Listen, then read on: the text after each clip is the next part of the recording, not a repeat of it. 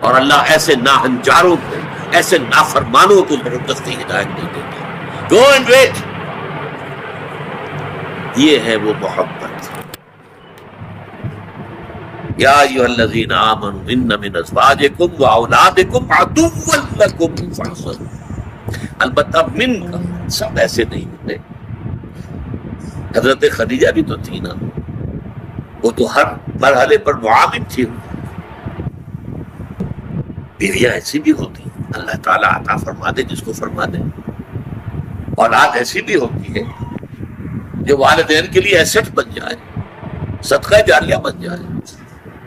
عام قاعدہ کیا ہے، عام قانون کیا ہے کہ ان کی محبت، انہیں اچھے سے اچھا کھلانا ہے، اچھے سے اچھا پہنانا ہے، تعلیم اعلیٰ کرانی ہے، امریکن اسکول میں داخل کرنا ہے.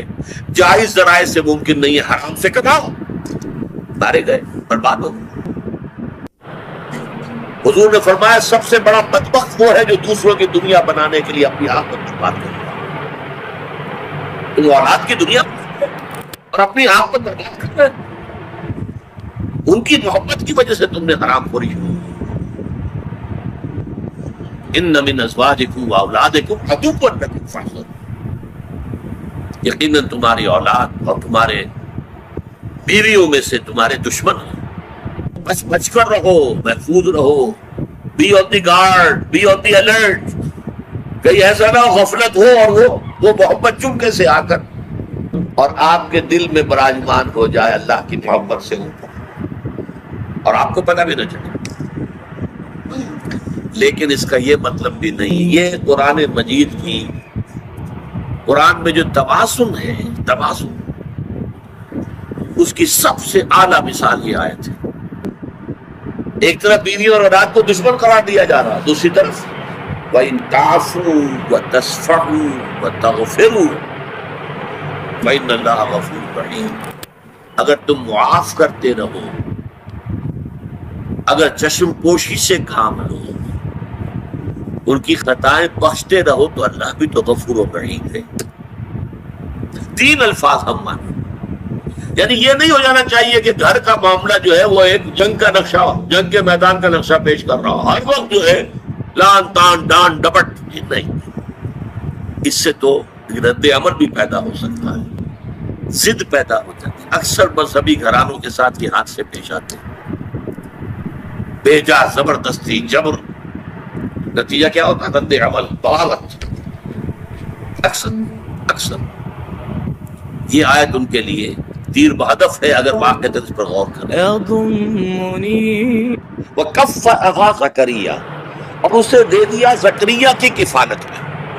اگرچہ اس کے معاملے میں تو باقی تفصیل آتی ہے، کیونکہ اشارہ آگے چل کر قرآن میں بھی ہے، تفصیل تورات میں، انجیل میں ہے، کہ ان کے لیے جب یہ طے ہو گیا کہ ہاں ٹھیک ہے، یہ بچی جو ہے حنا کی بیٹی کو ہم قبول کرتے ہیں اس معبد اور ہیکل کے خادموں کی حیثیت سے. حالانکہ ہمارے ہاں رواج نہیں تھا، ہم کسی لڑکی کو نہیں قبول کرتے تھے، لیکن اس کو قبول کرتے ہیں. وہ حضرت حنا کا بھی چونکہ کوئی بہت ان کے ہاں ایک پایا ہوگا، مقام ہوگا کہ ان کی نیکی اور ان کی راست بازی کا، ان کے زہد اور تقویٰ کا، کہ ان کے لیے استثناء کر رہے ہیں، ہم نے قبول کر لیا. اب سوال پیدا ہوا یہ بچی کس کی کفالت میں رہے؟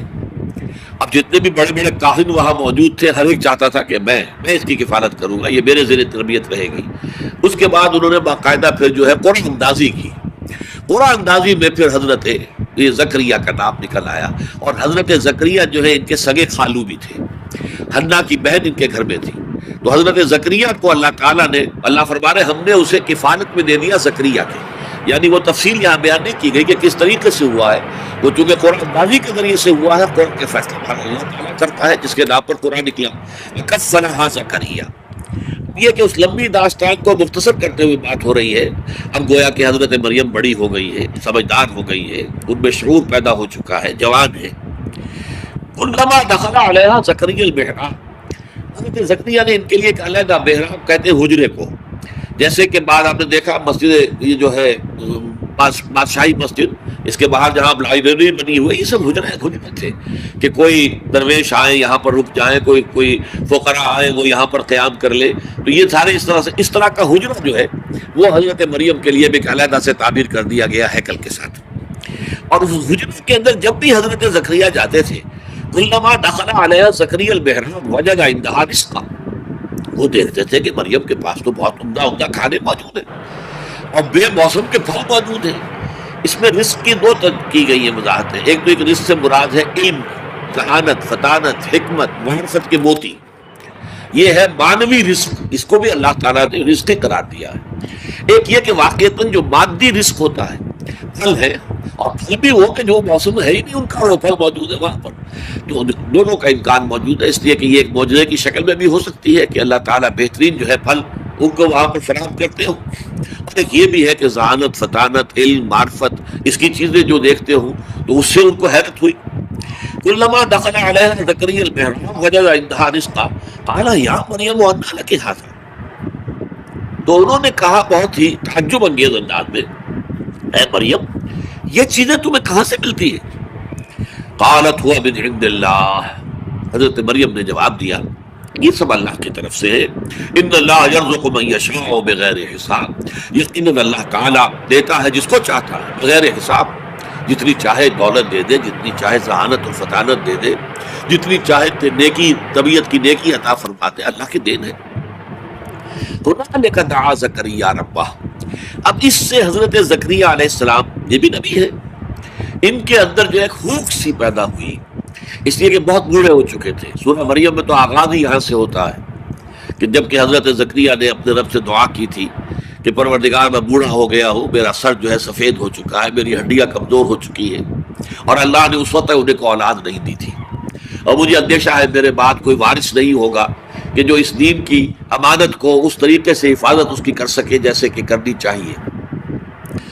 لیکن اس وقت ان کے دل میں ہوک سی اٹھی کہ اللہ تعالیٰ اگر اس بچی کے اوپر اتنا مہربان ہے، اس بچی کو اس نے وہ کچھ دیا ہے، یا علم دیا ہے، یا معرفت دی ہے، یا حکمت دی ہے، یا اللہ تعالیٰ جو ہے یہ بے موسم کے پھل اس کو یہاں پہنچا رہا ہے، تو اس کی اگر قدرت جو ہے مجھ پر بھی ہے، کچھ مہربانی ہو کر دے اللہ تعالیٰ، تو کیا بعید ہے کہ مجھے بیٹا عطا فرما دے اس بڑھاپے کی عمر میں بھی. ہنالک دعا زکریا ربہ. اسی وقت اس کو ہنالک کا ترجمہ انگریزی میں ہوگا دیر اینڈ دین. بس ختم ایک دعا جو ہے وہ ان کے قلب کی گہرائیوں سے ابھر کر آئی. اپنے رب کو انہوں نے پکارا، قال رب هب لي من لدنك ذرية طیبہ. پروردگار مجھے بھی خاص اپنے خزانہ فضل سے، خزانہ فیض سے بڑی اچھی نیک صالح اولاد عطا فرما دے. انک سمیع الدعاء، یقیناً تو تمام دعاؤں کا سننے والا ہے. فنادته الملائکۃ وهو قائم یصلی فی المحراب. یہ محراب ہے خاص حضرت زکریا کی، اور پکارا انہیں حضرت زکریا کو فرشتوں نے قائم یصلی فی المحراب، جب کہ وہ نماز میں کھڑے ہوئے تھے اس اپنے محراب میں، اپنے حجرے میں. ان اللہ یبشرک بیحییٰ مصدقا بکلمۃ من اللہ. اللہ تمہیں بشارت دیتا ہے یحییٰ کی، یعنی ایک بیٹا تمہارے یہاں ہوگا جس کا نام یحییٰ ہوگا. وہ تصدیق کرے گا اللہ کے کلمے کی. اللہ کے کلمے سے مراد حضرت مسیح علیہ السلام ہے، اس لیے کہ حضرت مسیح علیہ السلام کے وجود میں آنے میں جو باپ کا حصہ ہے وہ اللہ تعالیٰ کے کلمہ کن میں ادا کیا ہے. جیسے کہ کلمہ کن سے ہر شے قدم سے وجود میں آ جاتی ہے. انما امرہ اذا اراد شیئا ان یقول له کن فیکون. تو یہ جو انسانی ولادت ہے، ظاہر بات ہے کہ اس میں ایک ماں کا حصہ ہے، ایک باپ کا حصہ ہے. وہ باپ کا حصہ چونکہ یہاں نہیں تھا، لہذا یہاں پر اللہ تعالیٰ کا ایک خاص کلمہ جو ہے وہ اس کی جگہ پر کن، اس میں گویا کہ اس کی جگہ لی ہے. تو گویا کہ حضرت مسیح علیہ السلام خاص طور پر کلمۃ اللہ ہے، اللہ کا کلمہ ہے. تو وہ تصدیق کریں گے اللہ کے کلمے کی. وسیداً، اور وہ بڑے سردار ہوں گے، اونچے رتبے والے ہوں گے. وحسوراً، اور بہت ہی نیک ہوں گے، مجرد رہیں گے، انہیں دنیاوی لذتوں سے، آسائشوں سے اور شہوات سے کوئی سروکار نہیں ہوگا. نبی من الصالحین، اور وہ نبی ہوں گے صالحین میں سے. یہ ہے جو کہ خوشخبری حضرت زکریا کو مل رہی ہے جبکہ وہ نماز پڑھ رہے تھے اپنے محراب میں، اپنے اس حجرے کے اندر. اب دیکھیے یہاں یہ معاملہ سامنے آ رہا ہے کہ اگرچہ خود دعا کی تھی، لیکن اس دعا کا ایک خاص وقت تھا کہ حضرت مریم پر جو بھی اللہ تعالیٰ کی رحمتیں اور اللہ کی طرف سے جو بھی انعامات کی بارش ہوئی تھی، اس سے طبیعت میں ایک دم جو ہے غیر اختیاری طور پر وہ جوش پیدا ہوا اور دعا کر لی. حالانکہ انتہائی خود بوڑھے ہو چکے تھے، ساری عمر بیوی جو ہے وہ باندھ رہی تھی، کوئی اولاد ہوئی نہیں ساری عمر. اب ان حالات کے اندر دعا کر لینا، دعا تو کر لی، لیکن اب جب ان کو مل گئی ہے، خوشخبری مل گئی ہے، تو طبیعت کے اندر ایک اشکال پیدا ہو رہا ہے، یا یہ کہیے کہ اس پر یقین حاصل کرنے کے لیے اس کی توثیق چاہ رہے ہیں اللہ سے کہ واقعی یہ بات ہو جائے گی۔ انہوں نے غلام کہا انہوں نے کہ پروردگار میرے کیسے بیٹا ہو جائے گا، وقت بلغنی الکبر، جبکہ مجھ پر تو بڑھاپا مسلط ہو چکا ہے، وامرأتی عاقر، اور میری بیوی جو ہے ماج ہے، ساری عمر تک نہیں۔